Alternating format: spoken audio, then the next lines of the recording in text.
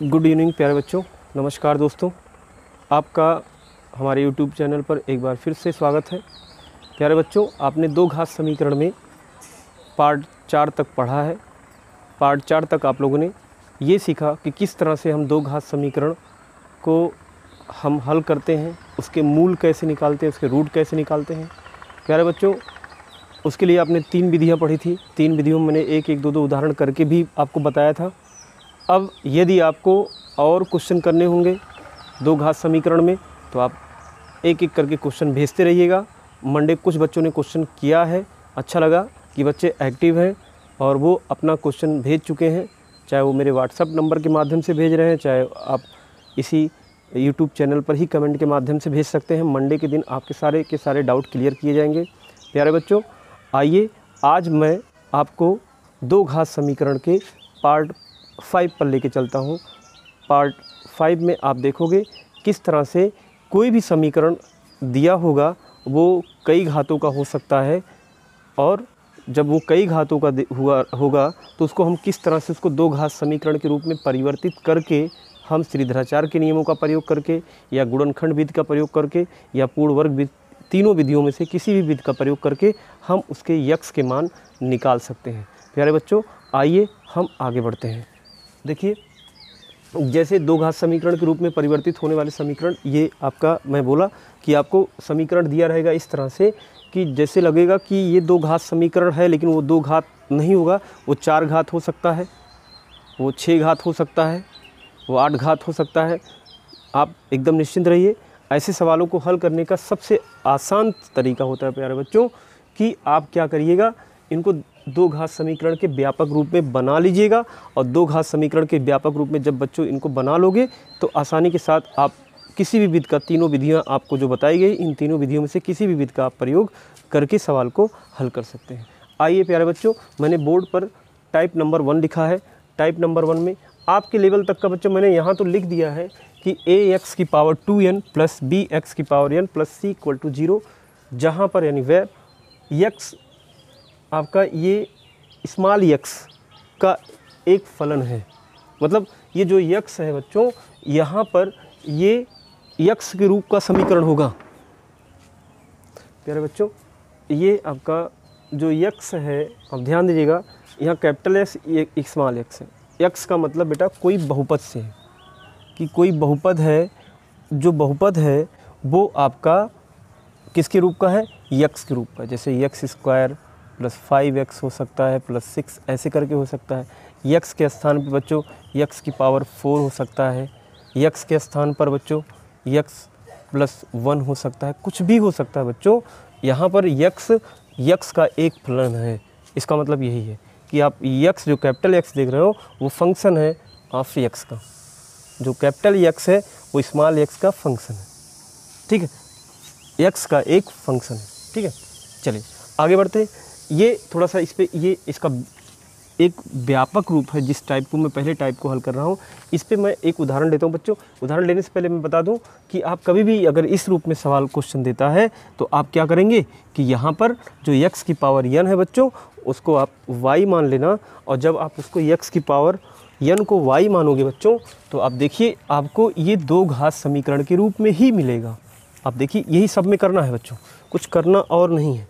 आपको क्या करना है, ये इसमें जो x की पावर n है, जो इससे छोटी घात होगी, आप एक जाने इसकी विशेषता भी बच्चों यही ट्रिक कह सकते हो आप। इसकी ट्रिक भी यही है बच्चों।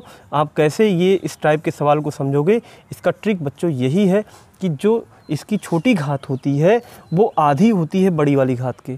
यहाँ देखो x की पावर 2n लिखा है बच्चों, यहाँ पर x की पावर n लिखा है, तो यहाँ पर देख सकते हो ये 2n है और यहाँ पर 1n है। तो इसका मतलब क्या हो गया कि अगर आप दुगना 1 का दुगना करोगे तभी तो 2 आएगा भाई, इसका ट्वाइस करोगे तभी तो आएगा 2।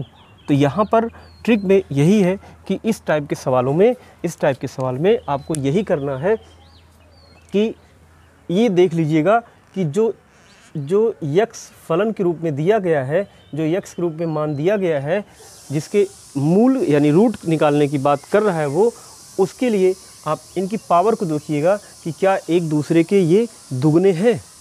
अगर दुगने हैं तो आप समझ जाइएगा हमको टाइप नंबर 1 ही तरह के सवाल को हल करना है। और इस टाइप में आप आइए देखते हैं किस तरह से सवाल को हल करते हैं।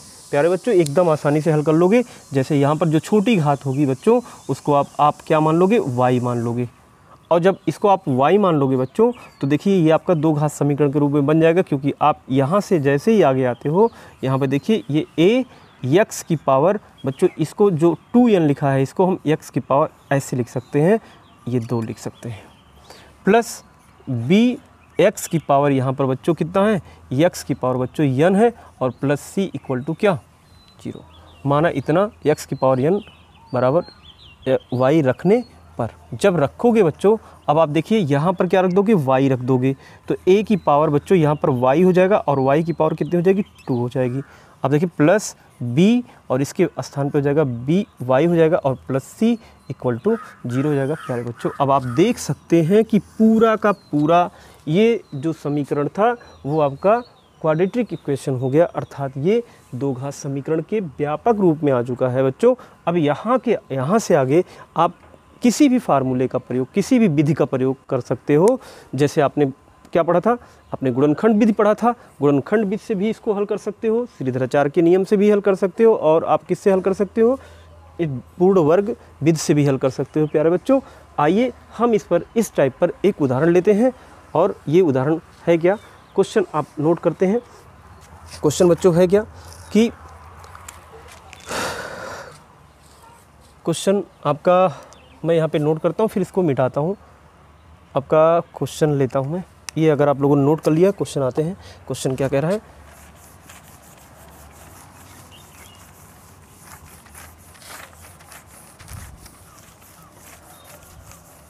टाइप नंबर 1 पर क्वेश्चन क्या है बच्चों, देखिए आपका क्वेश्चन है बच्चों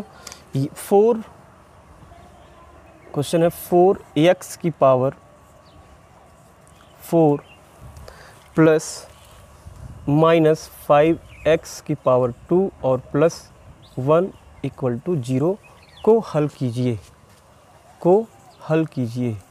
प्यारे बच्चों, मैंने पहले वीडियो में ही आपको बताया था कि कभी भी हल कीजिए कहे, अगर सॉल्व करने की बात करता है अगर वो, कि ये समीकरण को समीकरण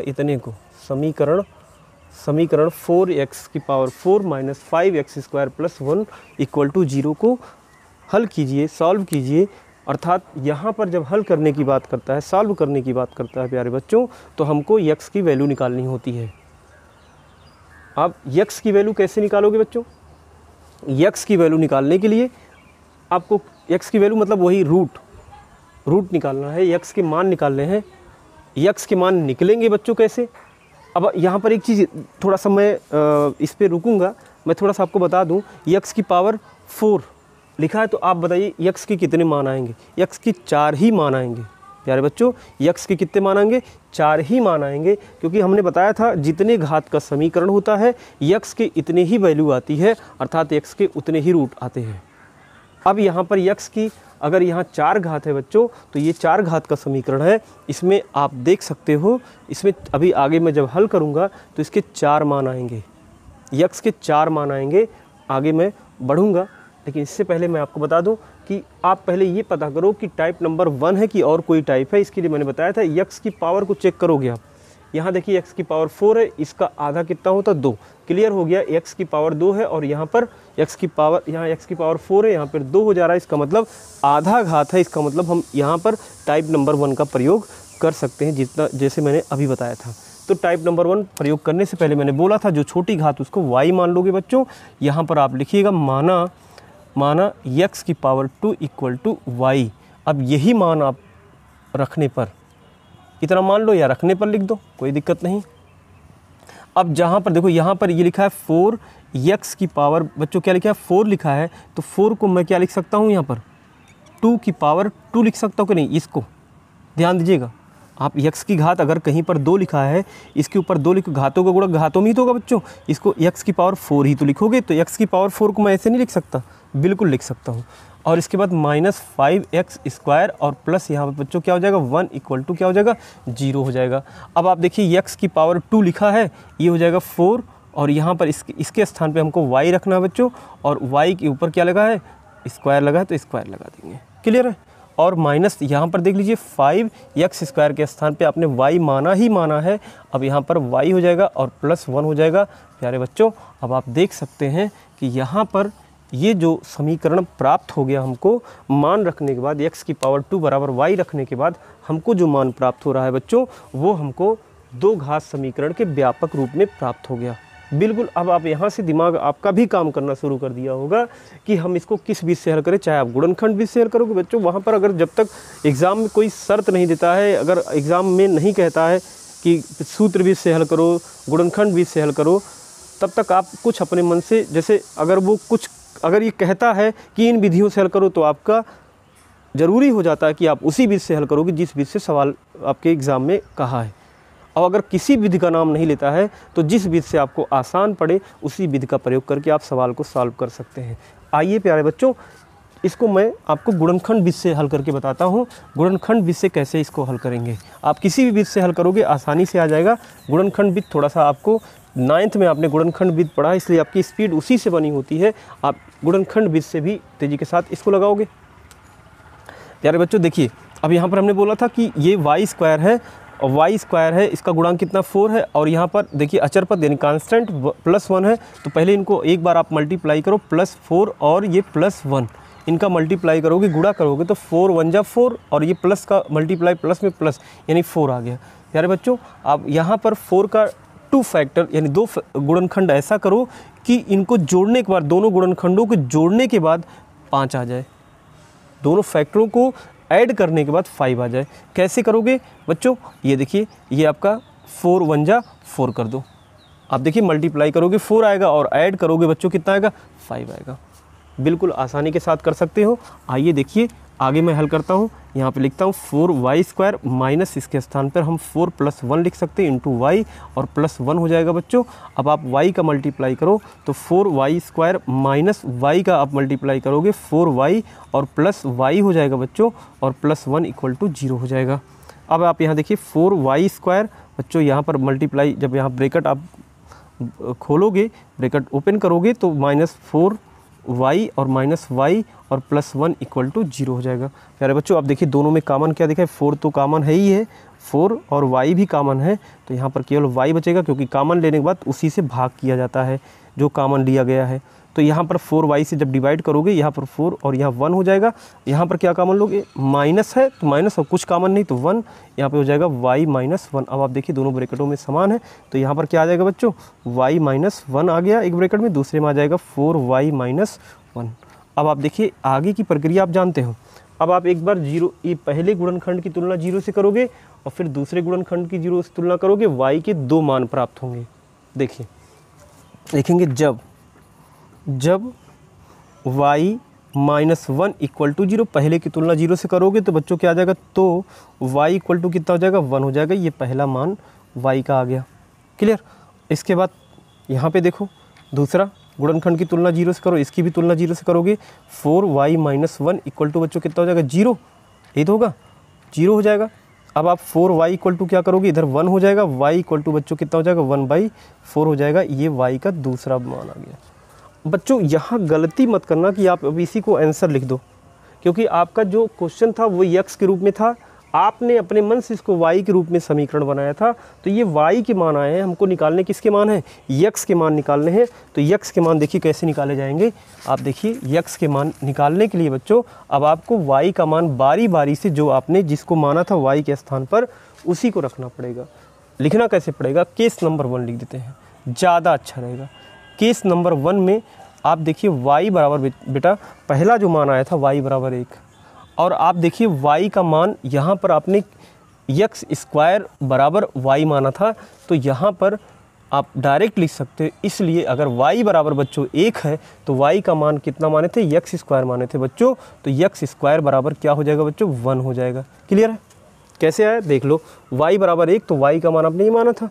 अब ये स्क्वायर है तो इधर जाएगा वर्गमूल करेगा, वर्ग है इधर जाएगा वर्गमूल करेगा, तो ये बच्चों क्या हो जाएगा, x बराबर हो जाएगा कितना, ±√1 हो जाएगा, और x = हो जाएगा ±1। आप देख सकते हैं x के 2 मान आ गए केस नंबर 1 में।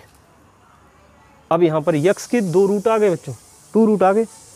अब यहाँ पर मैं आता हूँ केस नंबर 2 बना करके जो y का इसका दूसरा का मान है बच्चों, ये केस नंबर 2 में सॉल्व करते हैं। केस नंबर 2 में आएंगे तो केस नंबर 2 में y बराबर बच्चों 1/4 दिया गया है। तो यहाँ पर 1/4। अब फिर यहाँ पर ध्यान दीजिएगा कि y का मान हमको नहीं निकालना था, हमको किसका मान निकालना था, x का मान निकालना था बच्चों।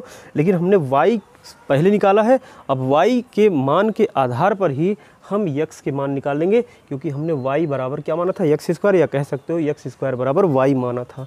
यहाँ पर अगर y बराबर बच्चों 1/4 है तो इसलिए y के स्थान पे हम क्या रख सकते हैं, x² बराबर 1/4 लिख सकते हैं। जब ये वर्ग दूसरी तरफ जाएगा बच्चों तो आप ये वर्गमूल लगाएगा, आप ऐसे लिख सकते हो x बराबर ±√1/4 लिख सकते हो बच्चों। x बराबर आ जाएगा ±1, 1 का वर्गमूल आप निकालोगे 1 आएगा और इसका 2 आएगा। इस तरह से क्वेश्चन नंबर ये आपका, ये भी दूसरा 2 मूल और आ गए। इस तरह से x के कितने मान आ गए बच्चों, 4 मान आ गए। समीकरण 4 घात का था इसलिए 4 मूल आ गए। एक देख लो x का मान +1 आया है। अगर आप यहाँ लिखना चाहें समीकरण के मूल ऐसे भी लिख सकते हैं, समीकरण के मूल, नई लाइन से लिख दो, समीकरण के मूल, समीकरण के मूल कौन कौन से आए बच्चों, आप देखिए एक +1 आया, +1 आया, एक -1 आया, ये +1/2 आया और एक -1/2 आ गया। ये 4 मान x के आ गए बेटा, यही इसका राइट आंसर हो जाएगा। आशा करूँगा बात आपको समझ में आ गई होगी। इस टाइप के सवाल आप लगाने का प्रयास करोगे बच्चों। अब आप अगर इस तरह के सवाल लगाते हो, क्वेश्चन फंसता है इस तरह के सवालों को, आप कमेंट के माध्यम से या मैसेज के माध्यम से हमको आप बताओगे, जिससे अगले वीडियो में या मंडे के दिन मैं आपको सारी क्वेश्चन जो भी होगा इस तरह के, इस टाइप के सवालों में मैं आपको हल करके बताऊं। प्यारे बच्चों, आज के लिए इतना ही। अगले वीडियो में अगले टाइप को पढ़ाऊंगा। तब तक लिए धन्यवाद।